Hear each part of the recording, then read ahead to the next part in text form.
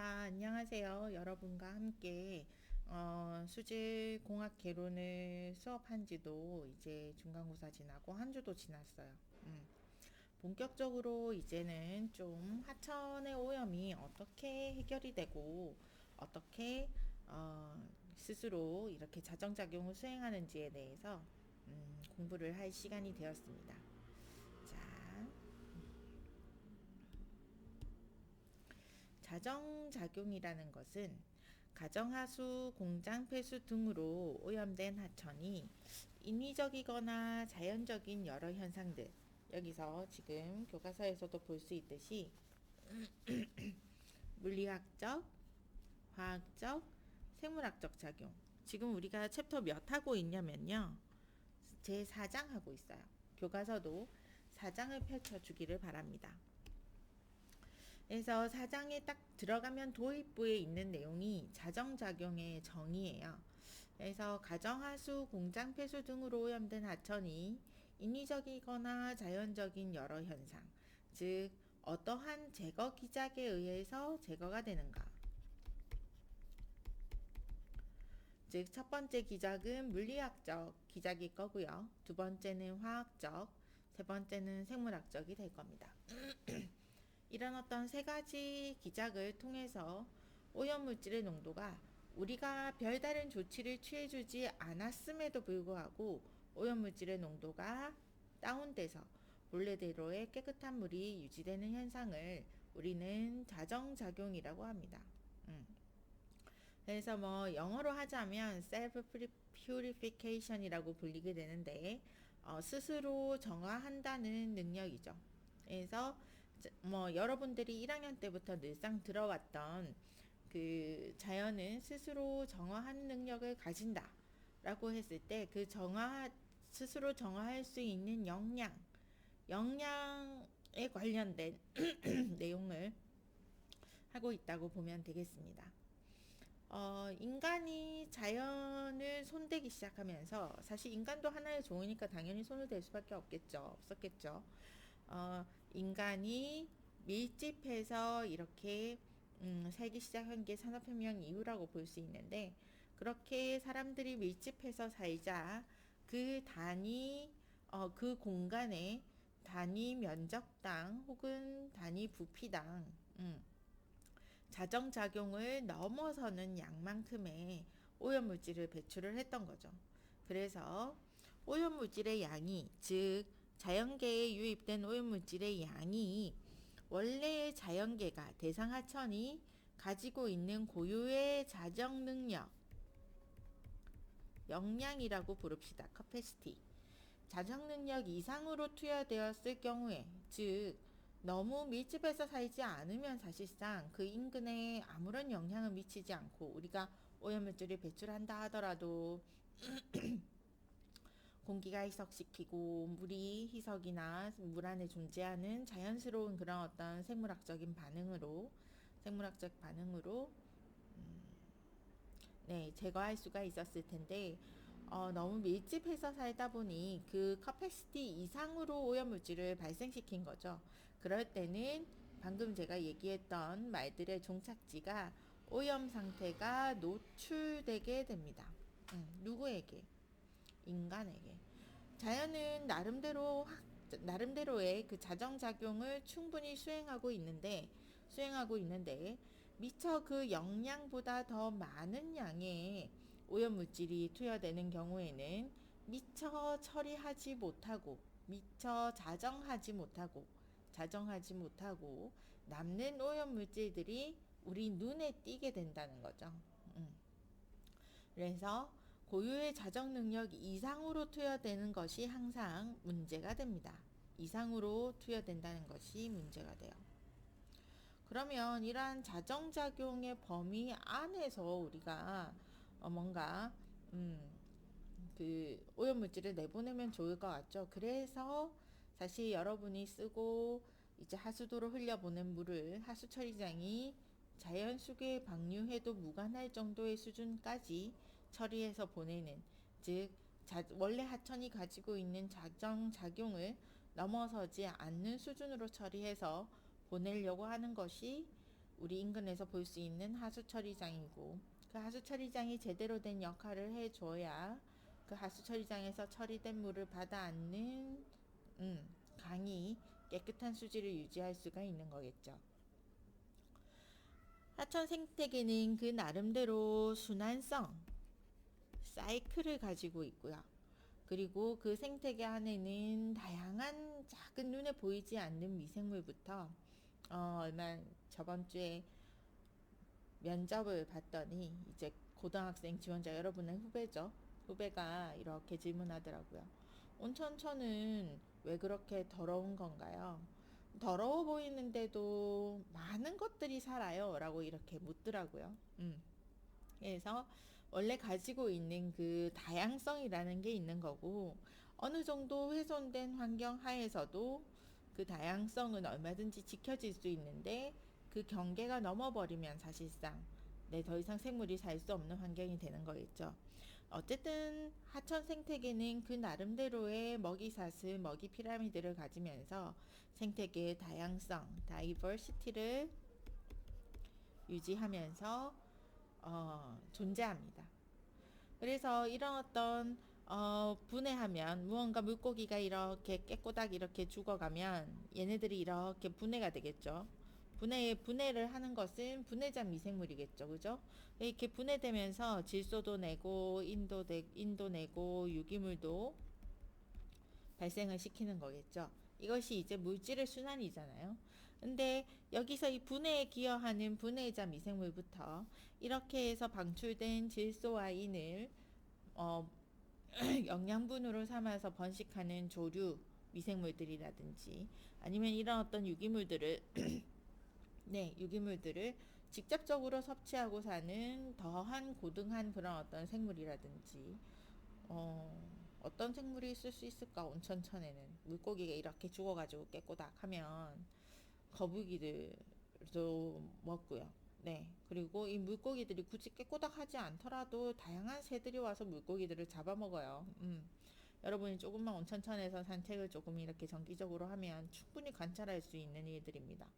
그래서 이런 다양성으로 그 자체의 물질 순환을 이렇게 이루어가면서 환경오염의 피해를 흡수하거나 완화하거나 해서 안정성, 또다시 우리는 스테빌리티를 도모해야 되는 거죠. 안정성을 되찾으려는 반응 기작을 우리는 자정작용이라고 합니다.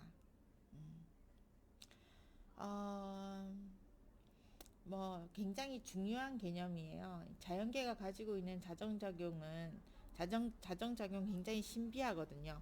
그 자정작용의 핵심이 되는 키워드가 뭐다? 순환성, 다양성, 그리고 안정성을 찾으려는 경향. 그런 것들이다라고 기억을 해두면 좋을 것 같아요. 자, 첫 번째 자정작용의 기작인 물리적 작용입니다. 물리적 작용. 물리적 작용은 무언가가 이렇게 없어지거나 분해되거나 하는 게 아니라 그저 이 위치를 이동하는 거예요. 예를 들면은 희석을 한다든지 아니면은 확산이 된다든지. 자, 여기 둘 중에 희석 첫 번째 희석 현상은 오염된 물이 다른 청정한 물에 섞여서 오염물질의 농도가 상대적으로 낮아지는 것을 의미합니다. 예를 들어서 요만한 쫄쫄쫄쫄 흐르는 하천에 어마어마한 양의 유기물이 있었어요. 근데 이 하천이 굉장히 큰 하천에 유입이 됐을 때 사실상 여기는 깨끗한 큰 하천이라고 생각을 한다면 여기서 고농도의 그 어떤 물이 들어온다 하더라도 이 큰 하천의 희석이 돼서 큰 하천의 양의 희석이 돼서 그렇게 오염된 상황을 노출시키지는 않게 되는 그런 부분을 얘기합니다. 잠시만요. 여러분 방금 또도동 하면서 굉장히 놀랬죠? 이거 없애야겠어요. 업데이트 안 할 거야. 잠시만요. 이것도 없애고. 자, 자, 이렇게 농도가 상대적으로 낮아지는 것. 즉, 제거가 아닙니다. 제거의 개념이 아닙니다. 그래서 오염물질의 절대량은 변하지 않는다. 단지 퍼져서 존재할 뿐이다. 그래서 우리가 자정작용을 얘기를 할 때, 그 단위 면적당 혹은 수체 단위 부피당 가지고 있는 자정 영양, 자연 정화 능력이라고 이렇게 표현하는 건데, 이 수체가 떠안기에는 조금 버거운 것을 깨끗한 물을 확 섞어서 부피를 늘려버리면 희석된다는 거죠. 그죠? 그래서 이건 제거 기작이 아니에요. 단지 위치를 달리 한다는 거죠.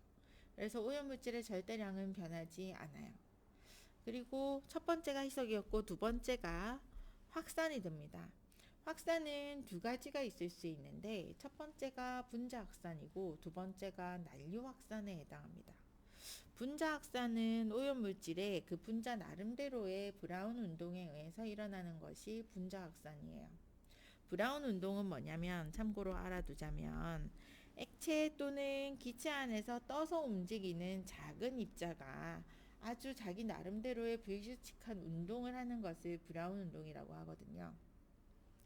예를 들어서 여러분이 전 별로 권하지 않습니다만 여러분 중에는 흡연하는 사람이 많잖아요. 그리고 TV에서도 흡연하는 장면이 많이 나오고 흡연을 할 때 담배 연기에 포함된 그 입자가 어떻게 해서 위로 올라가는지에 대해서는 굉장히 많은 그런 어떤 인자가 관여하게 되는데 물론 담배 연기가 훨씬 주변의 온도보다 뜨겁기 때문에 얘가 위로 올라가겠지만 이렇게 막 섞이면서 불규칙한 그런 어떤 궤적을 그리면서 하얀 입자가 올라가는 것은 브라운 운동이 상승 기류를 타고 이렇게 올라가는 것이라고 보면 되고요.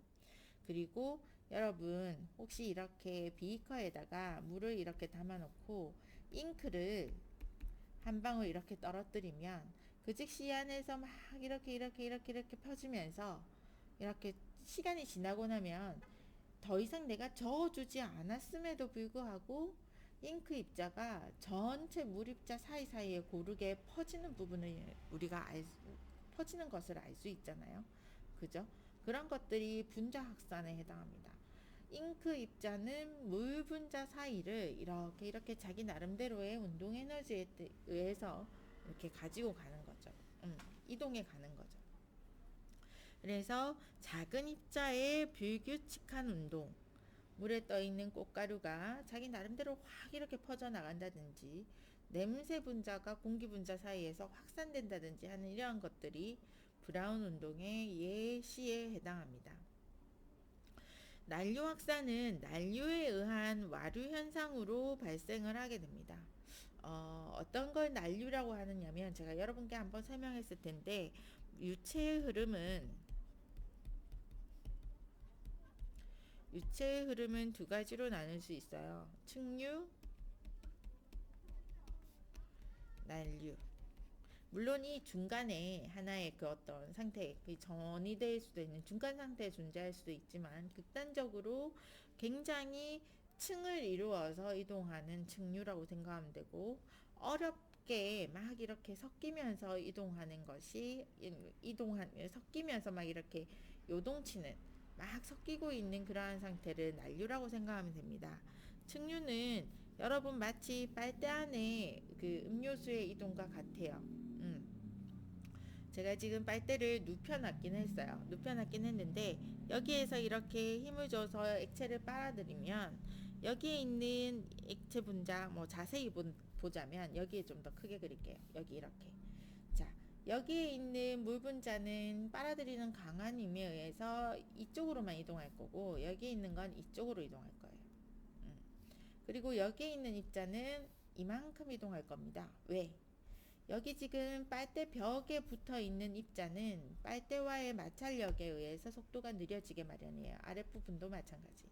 그렇지만 중간에 있는 물 입자는 아무런 걸림돌 없이 마찰력의 저항을 좀 덜 받아서 굉장히 빨리 움직일 수 있을 겁니다. 그래서 난류의 속도 구배는 측류의 속도 구배는 한 이렇게 표현될 수가 있어요. 이렇게 흐를 때 닫힌 관망 안에서의 그 어떤 흐름이죠. 네. 이렇게 표현될 수가 있어요.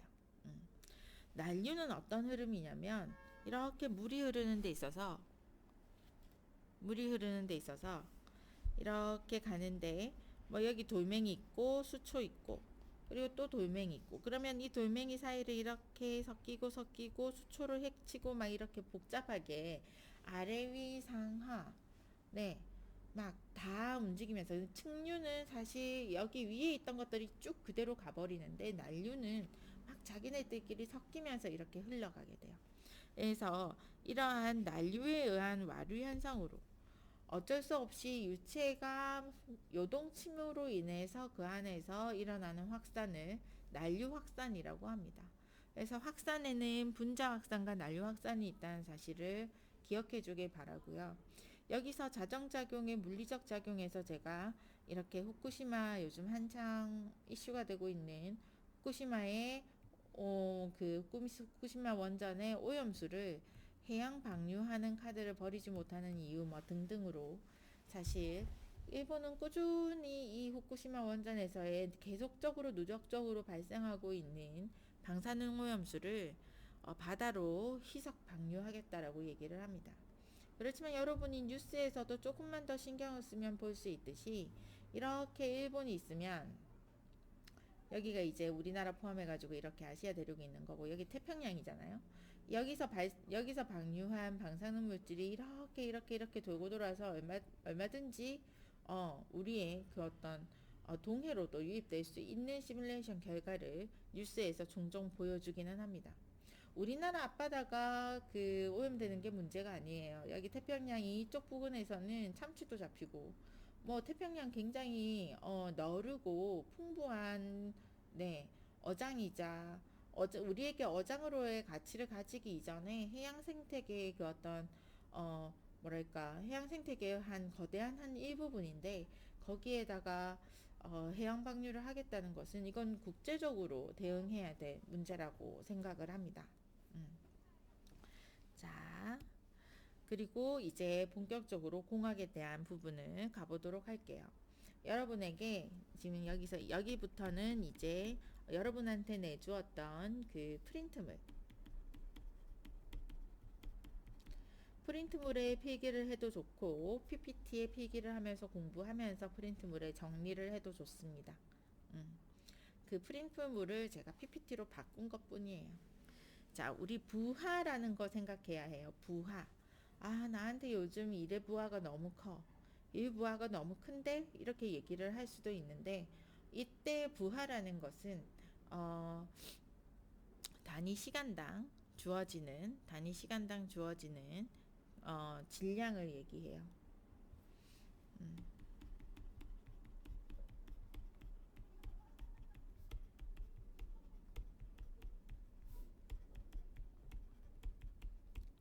또는 나에게 일의 부하가 너무 크다라고 얘기를 하고 싶을 때는 단위 시간당 주어지는 일의 양이겠지. 요즘 저한테 일의 부하가 너무 커요. 제가 이렇게 인상을 쓰니까 정현준 교수님이 주름 이렇게 얘기를 하시는데 이미 주름 잡힐 대로 다 잡혔어요. 다 잡혔어. 아유 정말. 자, 연속적 유입 흐름의 경우에 우리는 이 부하를 유입 부하량이라고 부릅니다. input loading이라고 불러요. 로드 말 그대로 일의 양이고 부하죠. 부하가 너무 커. 이렇게 얘기하는 이 부하는 어떻게 우리가 계산을 할 수 있냐면 부하 T는 W는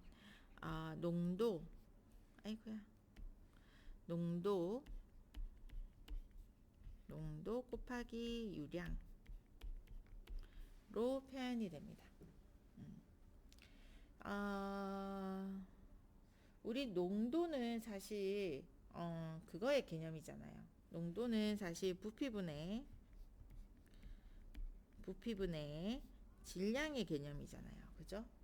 근데 이게 하루에 얼마 주어졌는지 하는 건 그러니까 이 질량이 하루에 얼마나 주어졌는지 하는 거는 이 농도 개념에 우리가 유량 개념을 곱해야 돼요. 유량은 어떻게? 단위 시간당 주어지는 부피의 양이죠. 그러면 이걸 이렇게 단위를 두 개에 곱하면 어떻게 되겠어요? 그러면 요거 이렇게 날라가고, 그죠? 결국 남는 것은 질량이 단위 시간당 얼마나 이렇게 가는지에 대한 것만 남게 되는 거죠. 그죠? 그래서 여기서 웨이트 뭐 이렇게 부르는 것은 해당 시점에서의 그 어떤 질량 부하, 시간 t 타임에서의 질량 부하를 얘기하는 것이고, C의 t라고 부르는 것은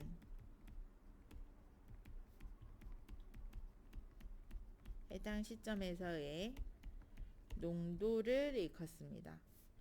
Q의 t라고 부르는 것은 해당 시점에서의 유량을 나타냅니다.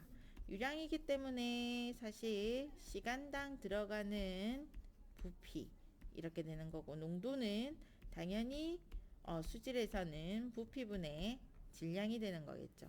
그래서 질량 부하는 이 두 개를 곱한 단위 시간당 주어지는 질량 적었네. 그죠? 이렇게 표현이 되게 됩니다.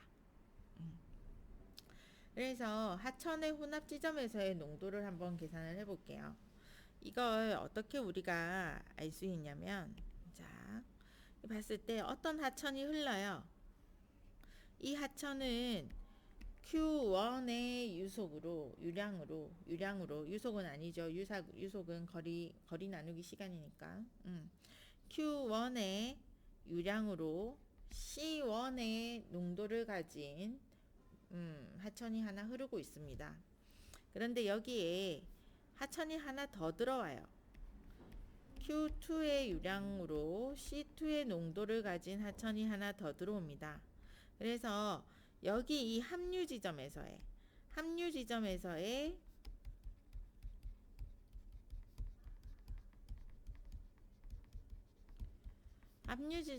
농도는 C는 어떻게 될 것인가? 합류 지점에서의 유량은 어떻게 될까요? 합류 지점에서의 유량은 여기에서 뭐 시간당 몇 톤, 여기에서도 시간당 몇 톤 이렇게 내려오면은 합류 지점에서의 유량 Q는 Q1 더하기 Q2가 되겠죠. 그죠? 그리고 합류 지점에서의 농도는 아마 어떻게 계산이 될 거냐면, 합류 지점에서의 농도 C는 분의 C1 Q1 더하기 C2 Q2가 됩니다. 자, 어떻게 이렇게 되느냐면 각각의 이제 부하가 이렇게 계산이 되는 거죠. 위에서는 이 1번 하천에서의 부하 더하기 2번 하천에서의 부하, 단위가 어떻게 될까요? 단위는 부하니까 M 질량 나누기 시간이 될 겁니다. 그럼 밑에서는 어떻게? 밑에서는